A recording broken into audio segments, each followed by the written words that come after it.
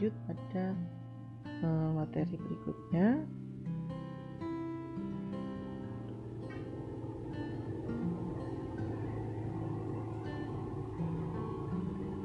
Ya, itu materi tentang perekrutan. Ya.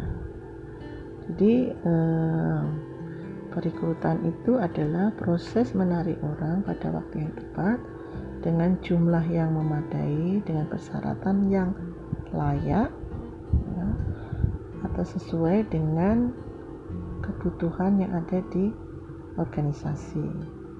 Ya. Jadi yang dimaksud dengan jumlah yang layak itu adalah dengan proses perekrutan diharapkan mendapatkan jumlah calon karyawan yang memenuhi kualifikasi perusahaan dalam jumlah yang banyak, sehingga perusahaan punya kesempatan untuk memilih calon karyawan yang banyak sehingga mendapatkan yang terbaik. Karena pada kenyataannya, pada umumnya banyak orang yang melamar pekerjaan tanpa melihat kualifikasi yang dibutuhkan dan kesesuaian dengan karakteristik yang dimiliki. Akibatnya lamar yang dikirim terus terang karena tidak sesuai sehingga di-delete ya, maksudnya dihilangkan, dibuang ya gitu. Nah, kemudian di dalam proses pengikutan itu ada proses yang sifatnya dua arah, yaitu organisasi yang punya kesempatan untuk menarik dan mengevaluasi calon karyawan atau pelamar yang memiliki kualifikasi yang baik. Kemudian calon pelamar juga berhak memilih perusahaan mana yang akan dipilih untuk menjadi tempat kerja, karena tempat kerja itu ibaratnya adalah seperti pasangan. Kalau diharapkan kita akan mendapatkan tempat kerja yang sesuai dengan yang kita harapkan, ya. Ada kesesuaian ya, mungkin dinilai nilai-nilai perusahaan dengan nilai-nilai pribadi, kemudian juga peluang dan kesempatan ya. Jadi karyawan punya untuk mengevaluasi jenis usaha, reputasi perusahaan, budaya organisasi, dan profitability. Karena itu dalam proses seleksi, sebelum dimulai proses seleksi atau ketika di dalam job fair, akan metode job fair untuk menarikannya, biasanya perusahaan akan melakukan presentasi ya, tentang bidang usahanya, kemudian juga prospek yang akan diperoleh bagi calon karyawan ketika memasuki perusahaan. Contohnya adalah dari gajinya, peluang-peluang untuk promosi, ya, mendapatkan kesempatan-kesempatan yang lain seperti pelatihan, kemudian ada benefit yang lain, misalnya masalah kesehatan, ya, kemudian juga mungkin asuransi dan sebagainya. Nah, dari hasil presentasi itu lah si calon akan menilai kira-kira perusahaan ini sesuai atau tidak ya dengan harapannya. Kalau terjadi kesesuaian antara si pelamar dengan organisasi dan organisasi dengan pelamar, maka akan terjadi hubungan yang baik. Artinya ketika pelamar itu nanti bekerja di perusahaan juga dilakukan dengan senang hati dan perusahaan mendapatkan orang yang sesuai dengan yang diinginkan, sehingga terjadi hubungan yang jangka panjang ya. Kalian bisa bekerja di perusahaan itu dalam jangka waktu yang lama. Kemudian di dalam proses perekrutan ya, kita tadi sudah jelaskan salah satu bagaimana terjadinya proses rekrutmen adalah diawali dengan adanya perencanaan SDM. Dari perencanaan SDM berdasarkan analisis demand ya dengan kebutuhan yang menunjukkan bahwa demand kebutuhan itu lebih besar dari ketersediaan, sehingga kekurangannya karena lebih besar kebutuhan daripada ketersediaan, itu dilakukan dengan proses rekrutmen, karena harus menambah karyawan. Nah, di dalam proses perekrutan ada dua, sumber internal dan sumber eksternal. Sumber internal itu siapa? Sumber internal itu adalah pertama adalah dari karyawan itu sendiri. Biasanya untuk posisi-posisi yang sifatnya seperti manajerial itu biasanya diambil dari karyawan dari dalam dengan melakukan promosi, ya, dipilih karyawan terbaik untuk dipromosikan pada level yang di atasnya. Atau juga karyawan boleh mengajukan untuk pindah bagian atau pindah pekerjaan, ya, ada karena dia merasa nggak sesuai atau merasa bahwa dia ingin mencoba posisi yang lain, atau contoh karyawan finance ya misalnya, kok pekerjaan sales itu menarik ya, nah sehingga dia ingin mencoba. Nah ini bisa mengajukan ke perusahaan selama ada kebutuhan, ya, si karyawan itu boleh mengajukan permohonan untuk menjadi sales, tetapi prosesnya akan sama dengan karyawan baru. Ataupun misalnya tidak dengan proses perlu melakukan tes, karena sudah tes hanya tinggal wawancara dengan usernya, dengan manajer di bagian salesnya. Oke. Kalau diterima, maka si karyawan itu tadi mempunyai ketentuan atau persyaratan yang sama dengan karyawan yang diperoleh dari luar. Persyaratannya misalnya adalah sebagai anak sales itu adalah ada ketentuan bahwa dia harus bisa mencapai target dalam waktu tertentu. Maka kalau si karyawan tadi tidak mencapai target dalam waktu yang sudah ditetapkan, maka si karyawan tadi juga harus keluar konsekuensinya. Kemudian sumber yang lain adalah dari karyawan sendiri, yaitu bisa lamaran yang dibawa dari karyawan, misalnya bisa saudaranya, bisa temannya, itu adalah sumber dari internal. Dan metodenya bagaimana? Metodenya adalah mungkin juga bisa mengumumkan, ada pengumuman di internal bahwa ada kebutuhan, ada posisi tertentu, ya. Dan bisa juga adalah karena memang diajukan oleh perusahaan karena tadi promosi, ya. Jadi metodenya bisa tadi ya bursa. Nah sekarang ini di PNS sudah mulai ada yang namanya bursa bursa untuk jabatan tertentu dia boleh mengajukan, ya. Nah itu. Kemudian sumber eksternal itu adalah dari luar, ya, bisa dari SMA, pendidikannya SMA, kemudian dari sekolah kejuruan, ya, kemudian dari perguruan tinggi, bisa juga pencari kerja, ya, memang orang yang belum dapat pekerjaan dan mencari kerja, baik yang sudah pengalaman maupun yang belum pengalaman, atau juga bisa dari karyawan dari kompetitor, itu juga salah satu prospek untuk menjadi calon karyawan. Nah metodenya kalau secara eksternal itu banyak, ya, ada yang bisa dengan online atau bisa dengan metode yang tradisional yang sudah sering dilakukan. Nah kemudian untuk sebelum kita menentukan metode apa yang mau kita gunakan untuk mengumumkan kebutuhan karyawan, ya, yang perlu dilakukan adalah dengan membuat iklan, ya, iklan dulu, ya, dengan draft iklan yang tujuannya adalah menginformasikan kepada masyarakat tentang posisi yang dibutuhkan dan kualifikasi yang diharapkan, ya. Nah, iklan itu dibuat berdasarkan job spesifikasi, ya.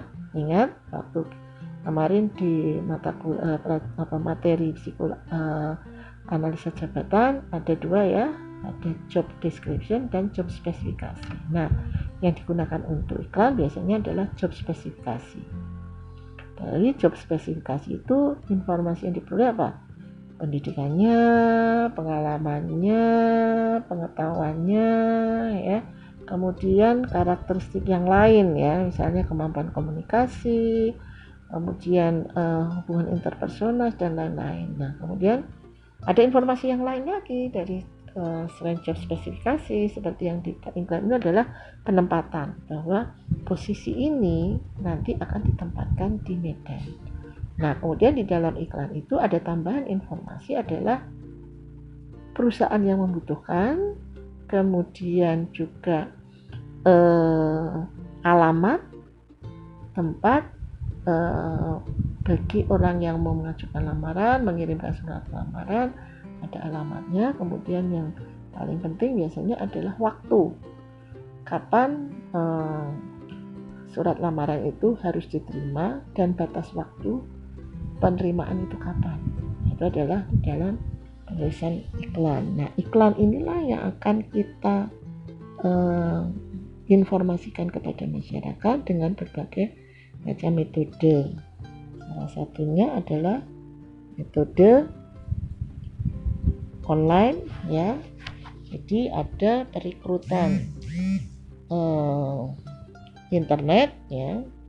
Jadi perekrutan internet adalah orang yang tanggung jawab utamanya adalah menggunakan internet dalam proses perekrutan, ya. Ini biasanya disebut dengan cyber recruiter, ya, dalam proses perekrutan. Dan sebagian besar perusahaan saat ini sudah mulai memposting pekerjaan, ya, lamaran-lamaran pekerjaan ke situs web karir perusahaan mereka. Jadi perusahaan-perusahaan sekarang sudah mulai membuat web yang berkaitan dengan lowongan pekerjaan, ya, sehingga si pelamar bisa langsung masuk ke web itu karena ada informasi tentang persyaratan dan sebagainya.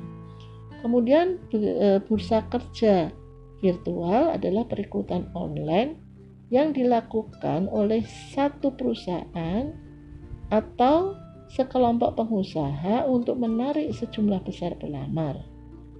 Di pameran pekerjaan atau di job fair, ya, job fair virtual, rekrutmen resume, riwayat hidup atau CV, kemudian menghubungi kandidat yang berpotensi baik, dan menyimpan alamat email. Jika pelamar lulus dalam penjaringan awal, ya, tadi yang di dalam job fair, mereka biasanya harus mengisi kuesioner dan mengikuti tes dan serta melakukan wawancara melalui telepon, ya, sebelum ketemu langsung dengan seorang perekrut. Jadi ini adalah kumpulan dari beberapa perusahaan, ya, sehingga ini adalah proses seleksi awal. Kemudian situs web perusahaan, situs pekerjaan yang dapat diakses dari beranda perusahaan yang mencantumkan posisi perusahaan yang tersedia dan menyediakan cara bagaimana pelamar untuk melamar pekerjaan tertentu. Situs web karir harus relevan dan menarik.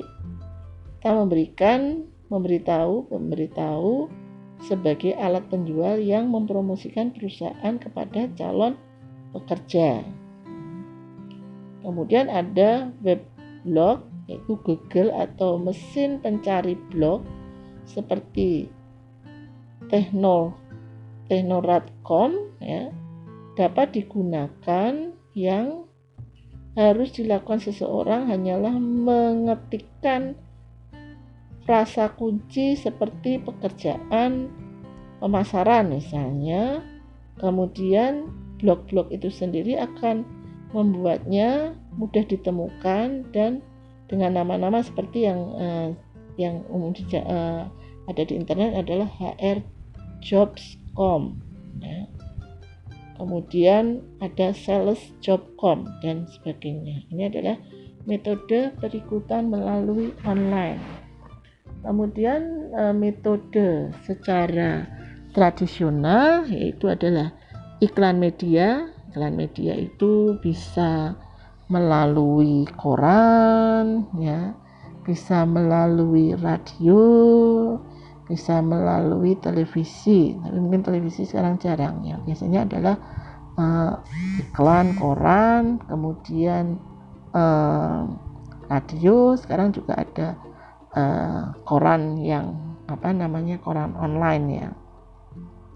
Nah, kemudian ketika kita melakukan pemasangan iklan di media, kita juga harus mempertimbangkan media mana yang paling tepat. Kita juga harus memperhatikan posisi apa yang dibutuhkan dan sebaiknya di media mana yang paling tepat. Satu contoh misalnya, kalau kita merekrut untuk posisi staff di Jogja, ya, hanya di Jogja, kebutuhan di Jogja. Ya, kalau gitu kita harus pasang iklannya yang mungkin bisa terjangkau oleh calon pelamar, yaitu karena kebutuhan di Jogja dan hanya staff, ya, sehingga mungkin gajinya tidak seberapa, ya, berapa tinggi, ya dipasanglah di koran lokal, ya. Jangan dipasang di koran Kompas karena biaya pemasangan iklan di Kompas itu sangat mahal. Nah, kecuali kalau memang sasarannya, calonnya itu adalah terjangkau secara nasional, misalnya manajer, ya, kebutuhan untuk manajer, ya, misalnya kebutuhan untuk manajer di Jogja, dan